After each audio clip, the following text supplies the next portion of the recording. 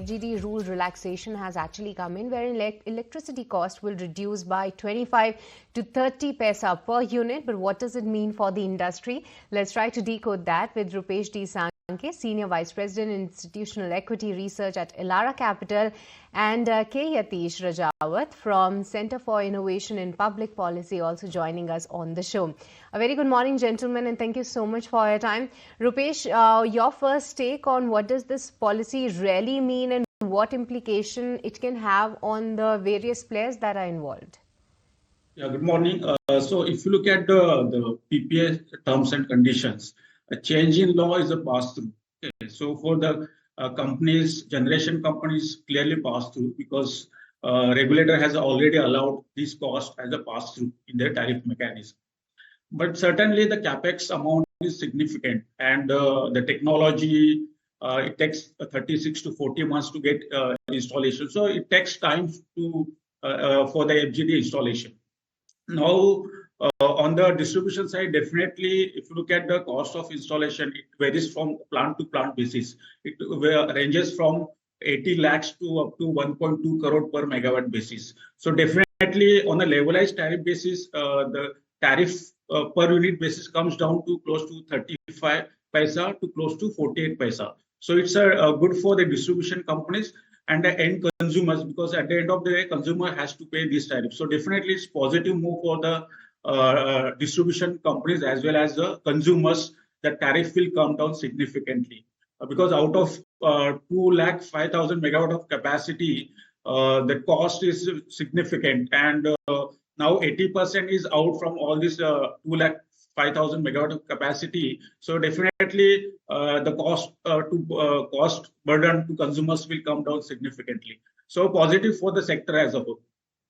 Right, Rupesh, just wanted to follow up on that question. By when, if at all, do you think DISCOMs will start passing on this benefit that they are seeing in pricing to consumers, and how is this going to affect home electricity bills as well as bills for the entire SME sector? See, if you look at the recent data, out of 2,05,000 megawatt of capacity, only 25,000 megawatt capacity where the FGD has already installed. Another 92,000 is already under awarded or under implementation stages, and remaining close to 80,000 megawatt capacity is under tendering or pre-tendering stages. So the impact as such is not visible in the tariff.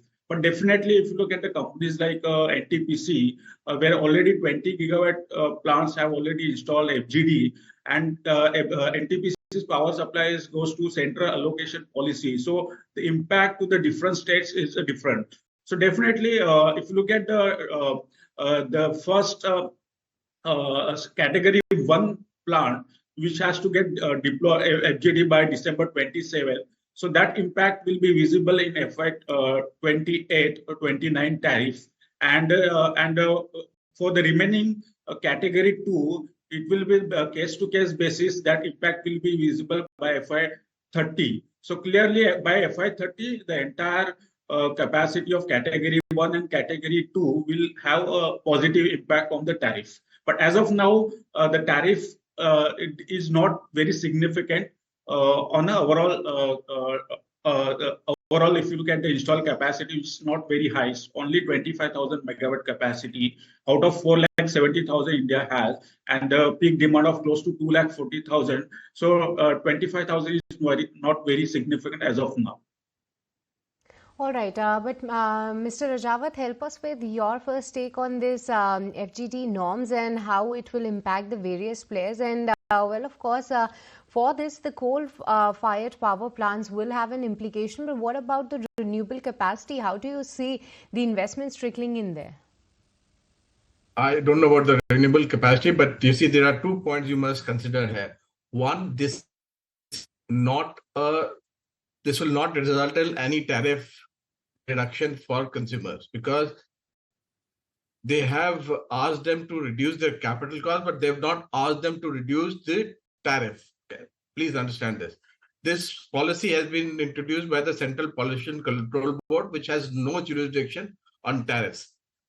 Secondly, what is being, I don't know how it has been extrapolated that 25 to 30 paisa tariff will come down.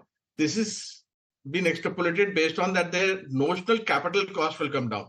And it is also being assumed that they will pass this on to the consumers.